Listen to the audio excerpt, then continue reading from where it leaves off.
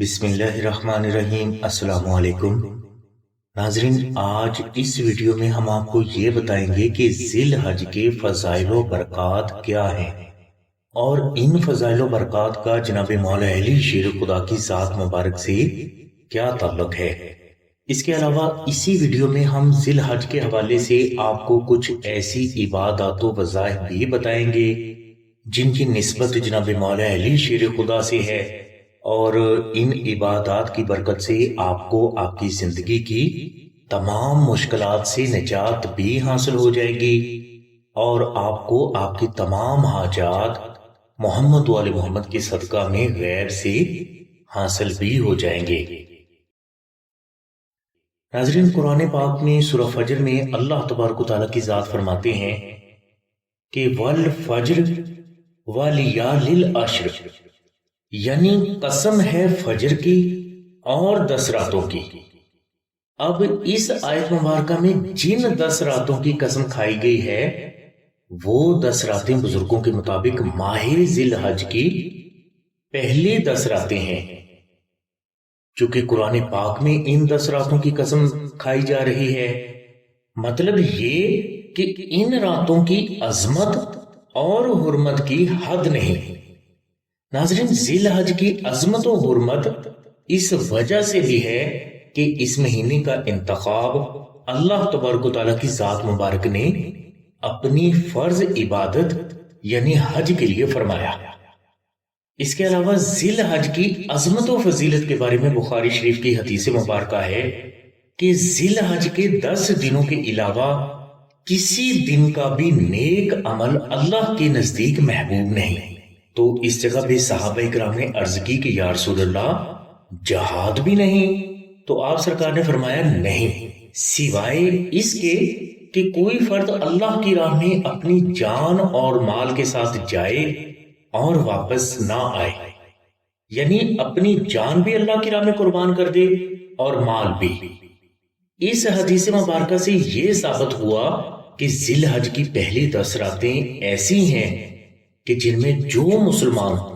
جو بھی نیک عمل کرتا ہے یا عبادت کرتا ہے، یہ عبادت اللہ کے نزدیک سب سے افضل ہے، حتیٰ کہ جہاد سے بھی زیادہ افضل ہے، سوائے اللہ کی راہ میں حق پر جان قربان کرنے کے۔ اسی طرح ایک اور حدیث مبارکہ ہے کہ عشرہ ذی الحج کے ہر دن کا روزہ 1 سال کے روزوں کے برابر ہے اور ہر شب کا قیام شب قدر کے برابر ہے۔ ناظرین، اس جگہ پر چند باتیں غور کرنے والی ہیں کہ ذی الحج کی پہلی راتوں کی قرآن میں قسم بھی کھائی جا رہی ہے۔ حدیث مبارکہ میں ان راتوں میں کیے جانے والے نیک اعمال کو محبوب ترین اعمال بھی قرار دیا جا رہا ہے، اور ان راتوں کے قیام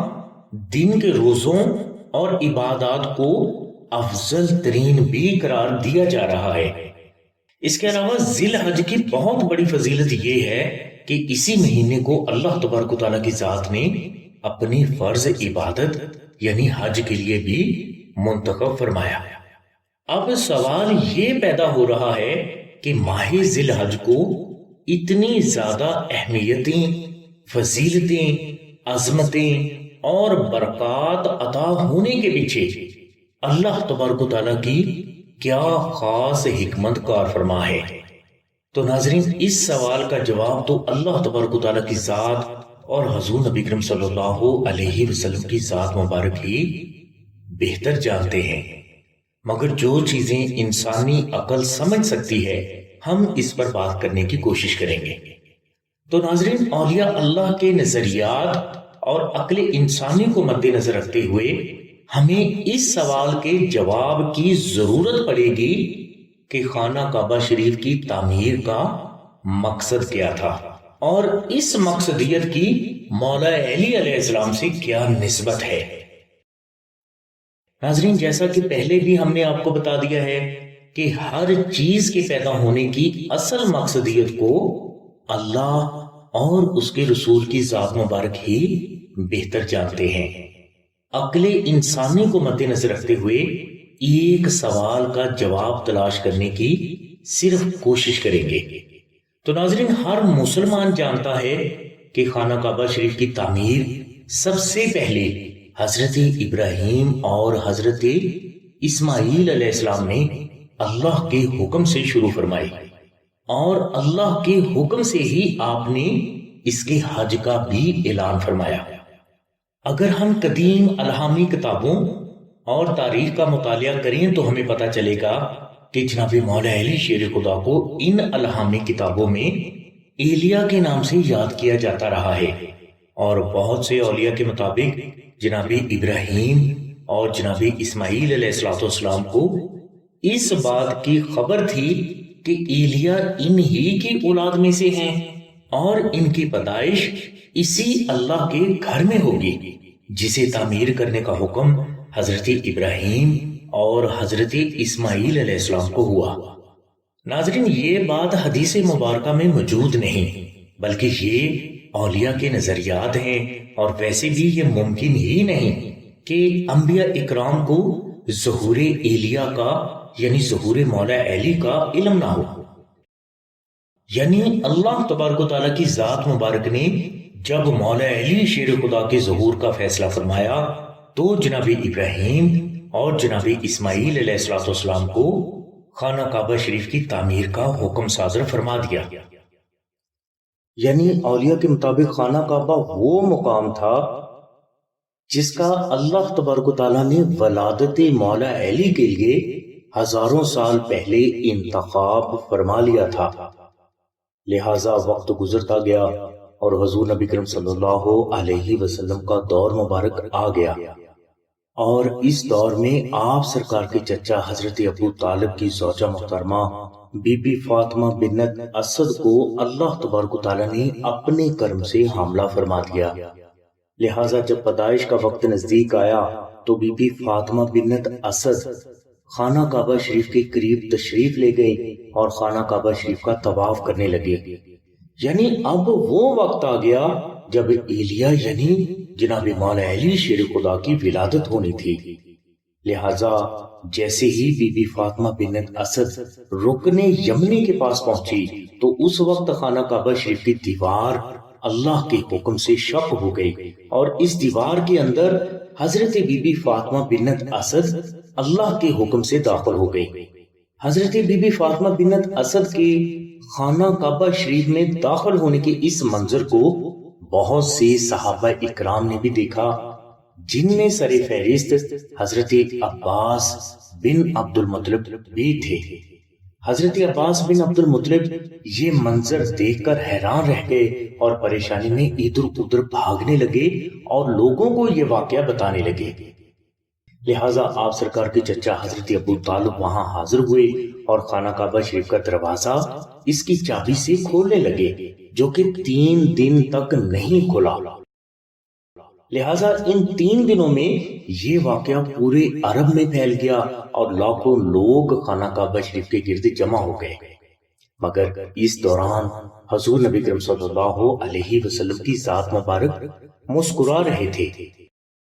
لہٰذا 3 دن کے بعد 13 رجب 30 عام الفیل کو خانہ کعبہ شریف کی دیوار میں اسی جگہ سے پھر دوبارہ سے اللہ کے حکم سے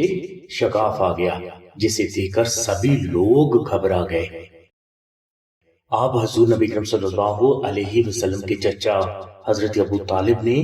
حضور نبی کریم صلی اللہ علیہ وسلم سے کہا کہ آپ اندر جا کر دیکھیں کہ کیا معاملہ ہے۔ تو حضور نبی کریم صلی اللہ علیہ وسلم کو تو معاملے کا پہلے ہی پتا تھا، لہٰذا آپ مسکراتے ہوئے خانہ کعبہ شریف کے اندر تشریف لے گئے، اور کچھ ہی دیر میں آپ جناب مولا علی شیر خدا کو اپنے سینے سے لگا کر خانہ کعبہ شریف سے باہر تشریف لے آئے۔ ناظرین، خانہ کعبہ شریف میں جناب مولا علی شیر خدا کی ولادت ہوئی اور اللہ کی چاہنے سے ہوئی، اور اسی ولادت کے لیے اللہ تبارک و تعالیٰ نے خانہ کعبہ شریف کی دیوار کو شق فرما دیا، اور یہ دراڑ آج بھی موجود ہے، اور جو مسلمان اس دراڑ کی زیارت کرنا چاہتا ہے وہ حج و عمرہ کے دوران یا کسی بھی وقت خانہ کعبہ شریف میں جا کر دیکھ سکتا ہے۔ اب اصل موضوع کی طرف آتا ہوں کہ خانہ کعبہ شریف اللہ کا وہ گھر ہے جہاں اللہ کے چاہنے سے جناب مولا علی شیر خدا کی ولادت ہوئی، اور جناب مولا علی شیر خدا کی اسی مقامی ولادت کا حج کے دوران تمام مسلمان اللہ کے چاہنے سے طواف کرتے ہیں، اور یہی طواف حج کی ایک ضروری ترین عبادت ہے جس کے بغیر حج نہیں۔ مطلب یہ ہوا کہ اللہ کی ذات خود مسلمانوں کو حج کی سعادت اس لیے نصیب فرماتے ہیں تاکہ مسلمان اس کے محبوب ترین بندے جناب مولا علی شیر خدا فدائے مصطفیٰ کے مقامی ولادت کی زیارت کریں، اور اسی لیے جناب علی شیر خدا کو مولود کعبہ بھی کہا جاتا ہے۔ ناظرین، اولیاء کے سینے کی بات ہم نے آپ کو بتا دی ہے، باقی عقل مندوں کے لیے اتنا ہی اشارہ کافی ہے۔ ناظرین، ذی الحج کی فضیلت و برکات کے اصل راز کو واضح کرنے کے بعد اب ہم آپ کو بتاتے ہیں کہ ذی الحج میں دعائے ناد علی محبت سے پڑھنے کی کیا کیا برکات ہیں، اور آپ دعائے ناد علی کے ذریعے اپنی زندگی کی تمام مشکلات کو کیسے حل کر سکتے ہیں، اور کس طرح آپ اللہ کی بارگاہ سے محمد و آل محمد کے صدقہ میں اپنی تمام حاجات ذی الحج میں حاصل کر سکتے ہیں۔ تو ناظرین، ذی الحج میں اللہ کی حمد و ثنا اور درود و سلام کے بعد دعائے ناد علی محبت سے پڑھنا بے حد افضل ہے۔ غور طلب بات ہے کہ جس مقام ولادت مولا علی کا مسلمان اللہ کے چاہنے سے طواف کرتے ہیں، جو کہ ایک بہت بڑی عبادت ہے، اور اس عبادت کے بغیر حج نہیں، تو اس ہستی کے نام کا ذکر کرنا یا اس کی دعائے ناد علی پڑھنا افضل نہیں، افضل ترین ہے۔ اس لیے اگر آپ میں ہمت ہے تو آپ یکم ذی الحج سے 9 ذی الحج تک روزہ رکھیں، اور اگر 9 روزے آپ نہ رکھ سکیں تو کم از کم 1 روزہ تو ضرور رکھیں، اور اس روزہ کے دوران نوافل اور درود و سلام کی کثرت کے ساتھ ساتھ کم از کم 70 مرتبہ دعائے ناد علی محبت سے ضرور پڑھیں۔ انشاءاللہ ذی الحج میں یہ چھوٹا سا عمل اللہ کے حکم سے آپ کے لیے خوش بختی، بے پناہ رزق اور کامیابی کے دروازے ہمیشہ کے لیے کھول دے گا۔ اس کے علاوہ ہر فرد کو چاہیے کہ وہ ذی الحج میں اپنے گھر میں نقش ناد علی ضرور لگائے۔ ذی الحج میں دعائے ناد علی کے عربی نقش کو اپنے گھر میں رکھنے کی بے حد فضیلت ہے۔ اس نقش کی برکت سے آپ کی جان، مال، عزت، اولاد، گھر، کاروبار، نوکری، رشتہ، شادی اور کامیابی ہمیشہ ہر قسم کے نقصان، کالا جادو، سفلی جادو، جنات، دشمن، بیماری، رسوائی اور ناکامی سے محفوظ رہتے ہیں۔ یہ نقوش آپ اپنے پاس بھی رکھیں، اپنے گھر میں بھی رکھیں، اور ذی الحج میں اپنے بچوں کے گلے میں بھی ضرور پہنائیں۔ ناظرین، بزرگوں کے مطابق جو فرد ذی الحج میں دعائے ناد علی شریف کے عربی نقش کو اپنے گھر میں رکھ لیتا ہے تو یہ فرد اگر بے روزگار ہے تو اسے اچھا روزگار عطا ہو جاتا ہے، بیمار ہے تو اسے شفا عطا ہو جاتی ہے، اس کا بند کاروبار چل پڑتا ہے، اس نقش کی برکت سے بے اولادوں کو اولاد مل جاتی ہے، قرض داروں کو قرض، غربت اور تنگ دستی سے خلاصی مل جاتی ہے، دشمن زیر ہو جاتے ہیں۔ یہ فرد اگر نظر بد یا جادو سے متاثر ہے تو اسے نہ صرف نظر بد اور جادو سے نجات مل جاتی ہے بلکہ آئندہ زندگی یہ فرد نظر بد اور جادو سے محفوظ بھی رہتا ہے۔ ناظرین، دعائے ناد علی کی برکت سے غریب کو دولت اور بے گھروں کو گھر عطا ہو جاتے ہیں۔ ناظرین، یہی وہ دعا ہے جو مجبوروں کا آسرا ہے، اس لیے اس دعا کو تھام لیں، انشاءاللہ یہ دنیا میں بھی آپ کے کام آئے گی اور آخرت میں بھی آپ کے کام محمد و آل محمد کے صدقہ میں ضرور آئے گی۔ ہماری دعا ہے کہ اللہ تبارک و تعالیٰ کی ذات حضور نبی کریم صلی اللہ علیہ وسلم کے صدقے میں آپ کی سبھی نیک دعاؤں کو قبول فرمائے، آمین ثم آمین یا رب العالمین۔ الحمدللہ رب العالمین۔